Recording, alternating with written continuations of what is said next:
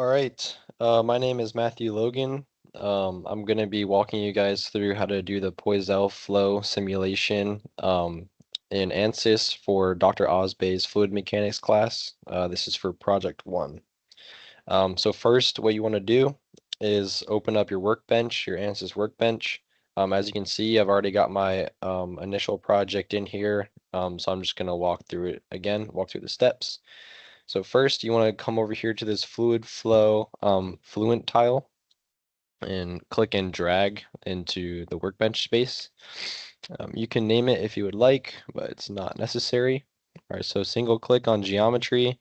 So by default, it's going to say our analysis is going to be in 3D, but we want to do it in 2D for this project. And everything else is good there. So go ahead and double click on geometry to open up the sketching geometry software. All right, so once you got the software up, go ahead and click on the Z axis and make sure that your Y and X are pointing in the correct direction. So we want our Y pointing up and our X pointing to the right. Yeah, we can go ahead and get started sketching. So make sure you're on the sketching tool, come up to a rectangle. We're going to create our pipe and just make any arbitrarily sized rectangle and then come up here to dimension, and we are going to set our dimensions. So me personally, I decided on doing 10 millimeters for the height, and for the length I decided to do 1.5 meters. So why I did that is because in the project description, we were told to make our length of the pipe 150 times the height. So 150 times 10 millimeters is 1.5 meters. All right, once we got that done, we can bring out our selection tool. We can use the lasso. We're going to select, oh wait, the end's not going to be in there though. Here, actually, go up here to design, sketching plane, sketch, select the sketch, then select fill. Oh, so select each individual line and then select fill. Got it. All right, now as you can see, it's created a surface for us. And yeah, that's all we need for this part, for the geometry. So we can go back to our workbench. When you see this green check mark, you know that it's been updated in the entire project, so then we can move on to the mesh step. Everything here is good on the right, so let's go ahead and go into the mesh software. All right, now that we've got our meshing software up, first thing we want to do is name our lines. So come to the select tool, you can do single select. So click the top line, then go to create named selection. So this is going to be our upper wall. Click OK and do it for each surface. So right click, create name selection, lower wall. Okay, and then come over here. Let's do it. So let's zoom in a bit. Nope, that's not what I wanted to do. Here we go. Right, do the inlet. Oops. Okay. Come over to the outlet. Do the same thing.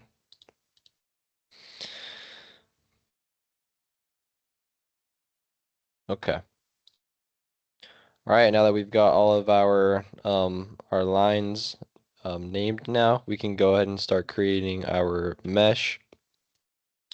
So come up here, right click mesh. We want to insert a sizing mesh first, and we want to select our top and bottom walls and come over here, click apply. And instead of doing it by element size, we want to do it by number of divisions. For the upper and lower wall, we want to do 2,500 divisions. And we want to come over here to capture curvature, select no, and oh, there it is. Sorry. Come over here to behavior and select hard. All right, so now we have got our mesh for the top and bottom. We can go ahead and click generate. All right, now that our meshing has completed, let's go ahead and create another mesh based on the inlet and the outlet. Zoom into the inlet, and then let's go over to mesh, insert, sizing, and we want to go to the select tool, select the inlet, and then you want to control click the outlet. Let me go over here to the move tool. Okay, single select again. Then you want to control click so that it selects both edges. Right, now we're at two edges. Okay, then we want to capture curvature no. No. And we want to behavior hard behavior. And instead of basing it off of element size, we want to go number of divisions again, and this time we'll do 50. All right, looking good there. Let's go ahead and generate our second mesh. All right, so now that that second mesh has generated, let's go ahead and take a look. So it looks generally the same in the middle. Over here at the ends, though, you can see it's generated a new mesh coming from the ends. So we want to create one more mesh along the entire surface. Right-click mesh, go to insert, face meshing, and we want to select our face. Apply. Then come over here, we want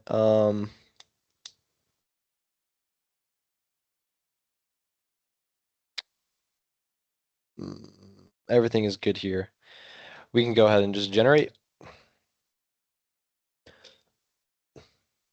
All right, so now that our final mesh has generated, let's take a look at how it is. All right, so our mesh is looking good. You want to make sure that your mesh looks correctly spaced. So you want to see all of these rectangles or squares, or you want to see like evenly spaced mesh to ensure the analysis goes correctly. So it looks like we did it correctly here. All right, now that we have our mesh, that part is done. We can go back to our workbench and let's just go ahead and update the mesh here to make sure everything's updated.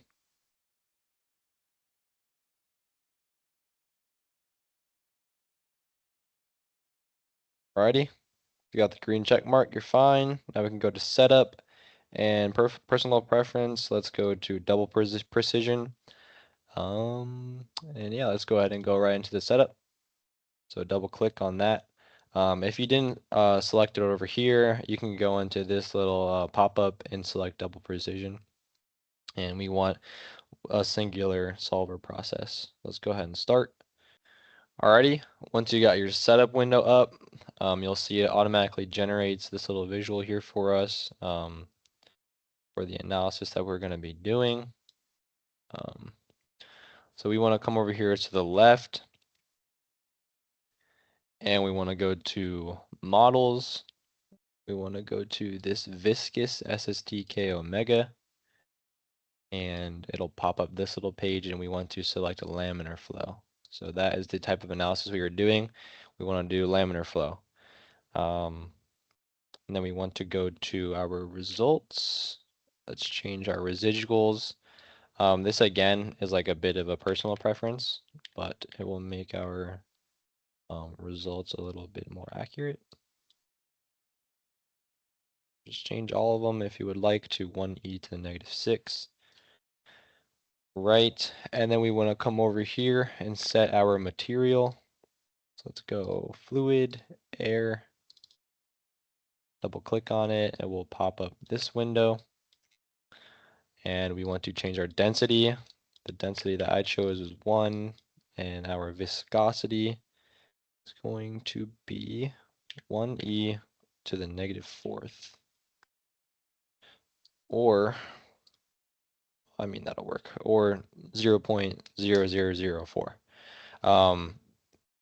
I decided on this density and viscosity just so I could get my Reynolds number low enough so that the flow was analyzed correctly. Because if the Reynolds number is above 2500, then it's more of a turbulent flow than a laminar flow. All right, so go ahead and collect change and create, and we can close out of that.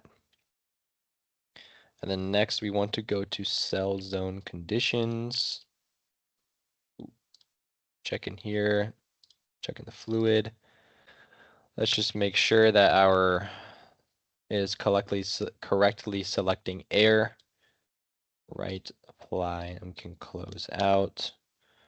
All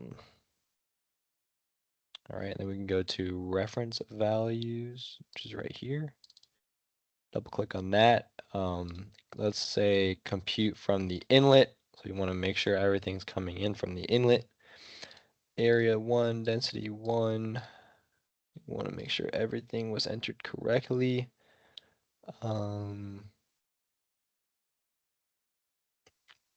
Viscosity in there is correct. Let's do surface as the reference zone.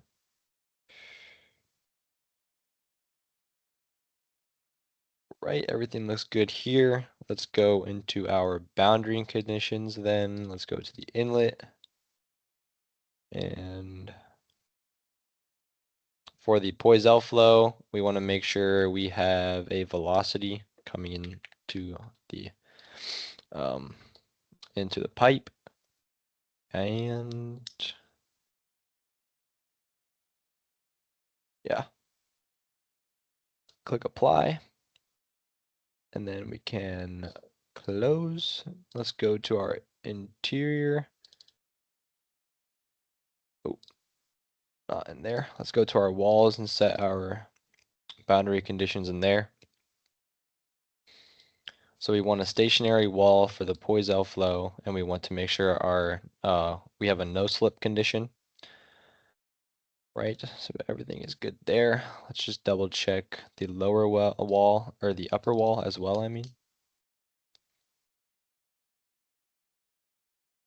Right, stationary and no slip. Okay, everything's looking good there. Then we want to come down here to the outlet. And the only thing we want to change here is that we want to select prevent reverse flow so that none of our flow is coming back into the pipe. So let's click apply. And right, so the setup is essentially done. Let's come down here to solution, to initialization, and let's double click. And let's just do the hybrid initialization. All right, once your initialization is complete, then we can come down here, double click run calculation, and let's do 500 iterations. And yeah, we can click calculate once it's done thinking. All right, then we can go ahead and click calculate. Alrighty, once your calculation is complete, it'll pop up with this little window. So just click OK. So we're done there in our setup. Before we go into our solution, I'm just going to close out of these windows so that my application doesn't, crash. All right, now we can update our solution. Alrighty, once that's updated, we can go straight into our results. So let's go ahead and double click on results.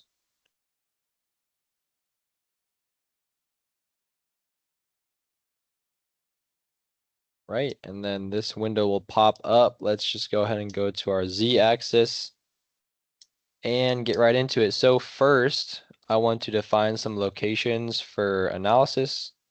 So let's do the midline.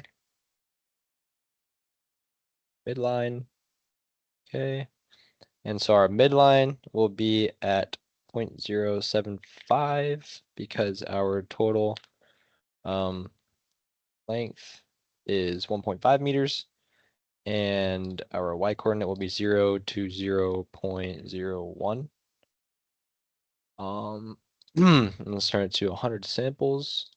Okay, apply. Once you hit apply, you'll see your midline generate there.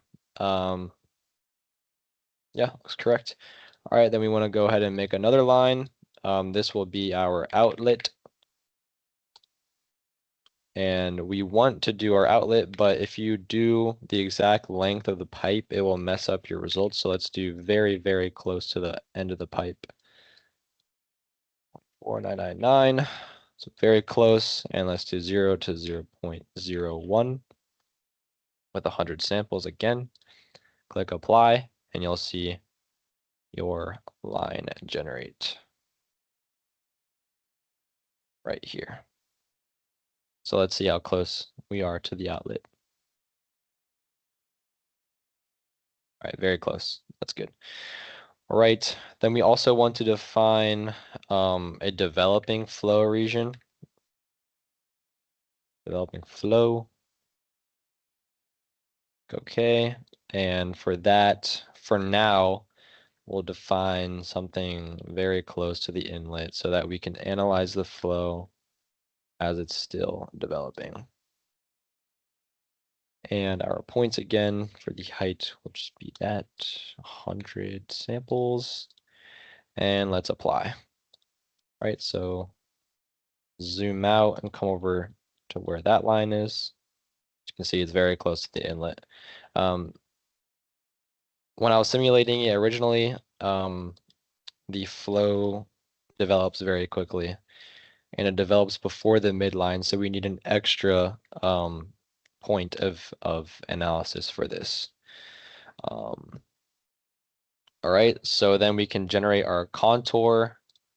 So let's click create a contour. And let's go to symmetry 1. Symmetry 1 variable, we want velocity u. And we want 110 contours. Let's do. All right, and then you can go ahead and apply.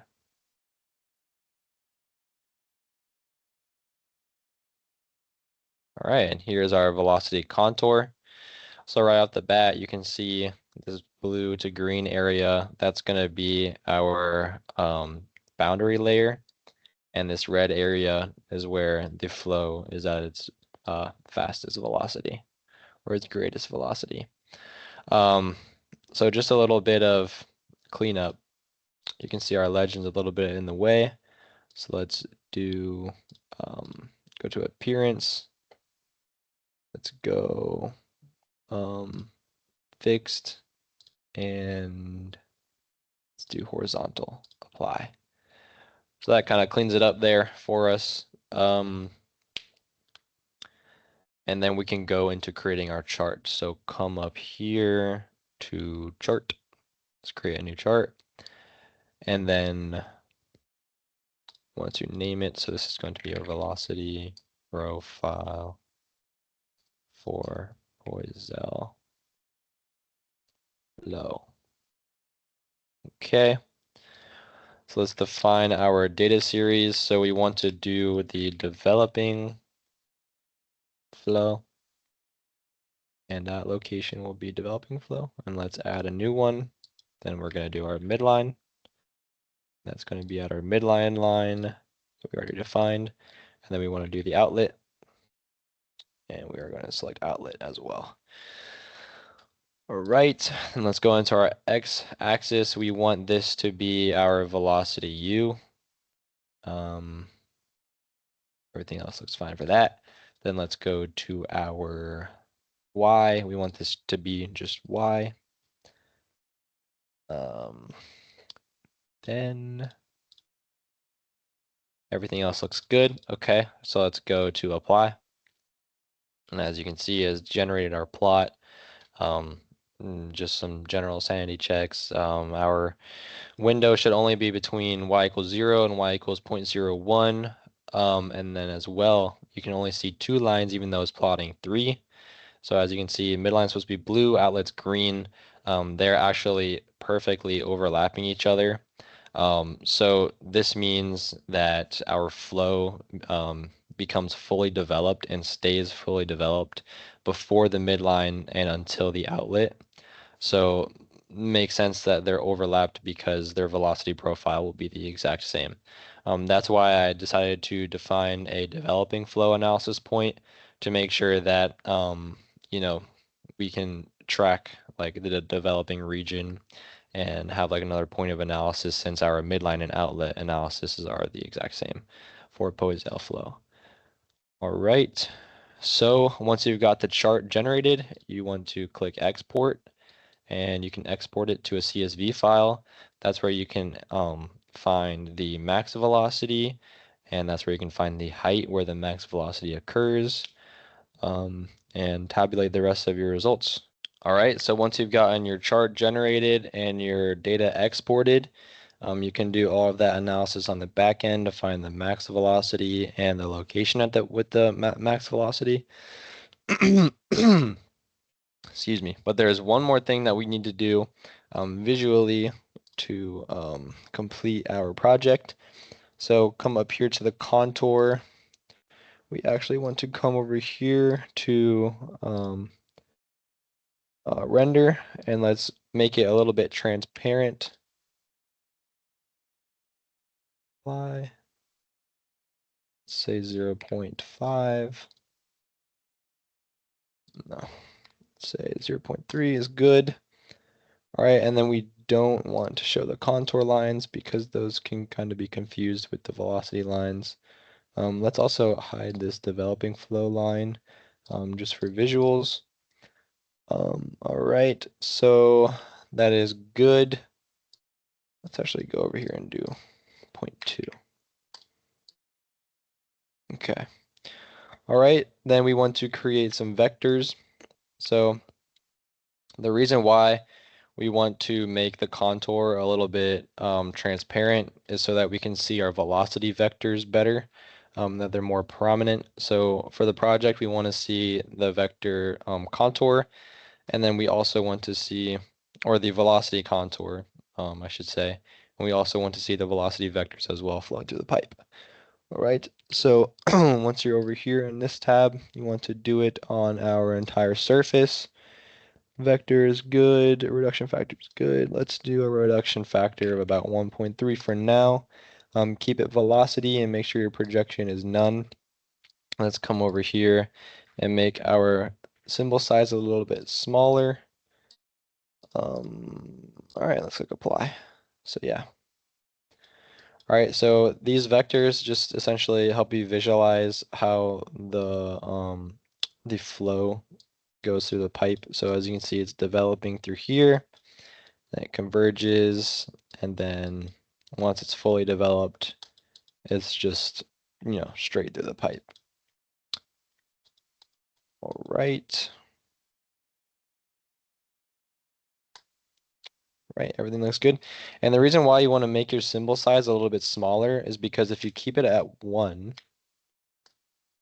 then you will have velocity vectors going through the wall of your pipe. And that's only because the line is so large because it's starting from here, from the boundary layer, and it's essentially deflecting velocity to come into the middle. And so these velocity vectors are just way too long, essentially. So let's try a 0.4. That looks better. Right. That's about it for project 1 for the Poiseuille flow. All right, now looking at the report I generated for the Poiseuille flow. As you can see, I've attached the flow the visual at the midline, the flow visual at the inlet, and the flow visual at the outlet, as well as the velocity profile, with the note saying that the midline and the outlet velocity profiles are going to be exactly the same. All right, and as well I listed the velocities close to the max velocity and as well as the location. And the max velocity is listed here, 0.0599 meters per second, with the location at the max velocity being 0.0495, as well as the characteristics listed here in this table. All right, thank you so much.